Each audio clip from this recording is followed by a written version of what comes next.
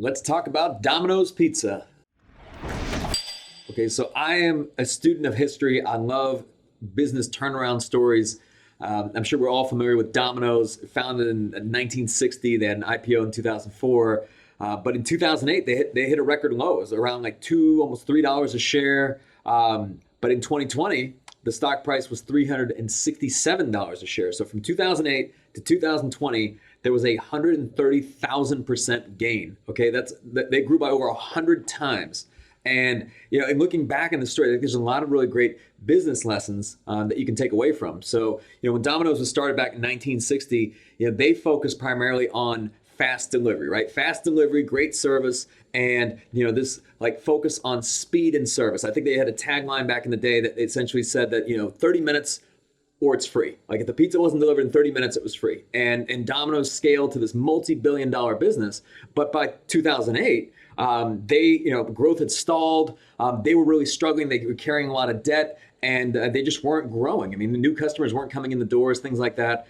So when you look at it and you say, okay, well, what happened? You saw this massive growth from 1960, but then in 2008, it really slowed tremendously, and Domino's was in trouble. As it turned out, everything about Domino's was excellent, but the pizza. Okay. And they did a series of focus groups and a series of tests. And what they found was that people really didn't like the taste of Domino's pizza. They said they tasted like cardboard. It was devoid of flavor. The sauce tasted like ketchup, that type of stuff. And Domino's had made a number of different trade-offs in the name of speed. So ingredients were frozen and canned or pre-made, things like that. At the time, the CEO, I believe his name is Patrick Doyle, they had to reinvent themselves. And, you've got this multi-billion-dollar enterprise, but he makes the decision that essentially says that we are going to reinvent ourselves. Our pizza sucks. Okay, and they went public with that. If you remember the commercials from years ago, it was all about how the pizza was being focus group and that they admitted fault. They were just saying, you know what, we're going to work days and nights and weekends to get better. We're going to improve all this.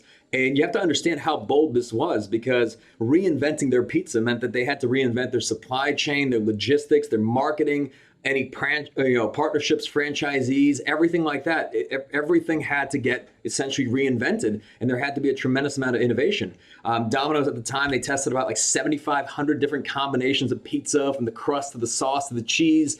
And many people around that time, especially in the Domino's executive team, were very fearful that this would lead to a new problem versus the one that they were solving. They said, well, what if the pizza didn't improve and we lost the speed advantage of how quickly we could get our pizza out? So there were really two key barriers that Domino's overcame. And I thought this was very interesting. So one is the barrier of omission bias. And omission bias is where you worry about doing something that, as opposed to not doing something, okay? And, everyone sees the results of a move gone bad, and few see the costs of moves not made, okay? So that's number one, omission bias. Number two was loss aversion. So loss aversion is the idea of playing not to lose rather than playing to win. And, there's this saying that the pain of loss is double the pleasure of winning. So there's this implication of that you have to be cautious even in situations that demand creativity. And, the CEO at the time, they had to overcome this. They had to get over these different barriers and really innovate. And they did. I mean, they reinvented their pizza. Domino's has now grown tremendously. Like we were talking about 100x, 100 times growth. I mean, it's incredible. It's transformational. So there were really two mental barriers that they overcame. Internally, they overcame the mental barrier that you could, that you had to have a trade-off between speed and quality and prove that you could actually have both. And then externally, they showed customers that they cared. They responded to feedback, built it out in the public, increased distribution channels, reduced friction, improved their delivery technology with the pizza tracker, all these different things. The pizza got better. And, it's an amazing story. So when you look back at that, it's never too late to change. And then also, sometimes the cost of not making decisions is even greater in the first place. You really have to be willing to fail as a leader, because, if you're not innovating and if you're not creative, many times that's even worse. That stagnation can lead to failure. So Domino's, amazing case study, something we can apply to businesses all over the world, and a tremendous leadership lesson.